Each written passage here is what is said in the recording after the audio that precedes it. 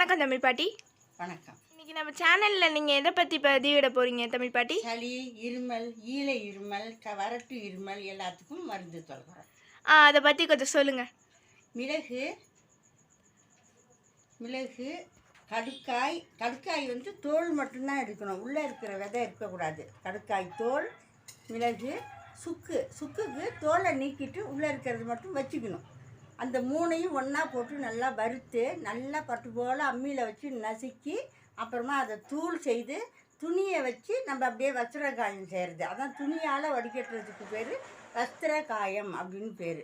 துணியால் அப்படியே வடிகட்டி வச்சுக்கிட்டு காலையில் ஒரு சிட்டிகை தேனில் கலந்து நம்ம நல்லா நக்கி சாப்பிட்றோம். உள்ளங்கையில் வச்சு நக்கி சாப்பிட்ணும். அப்படி இல்லை வெத்தலையில் வச்சு அதையும் நல்லா சாப்பிட்ணும். அதுமாரி காலையிலையும் ராத்திரியும் செஞ்சுட்டு பாருங்க. 3 நாளில் சளி, இருமல், ஜுரம் இருந்தாலும் போயிடும். நல்லா ஆகலாம், நல்லாயிருக்கும். நன்றி தமிழ் பாட்டி. வணக்கம்.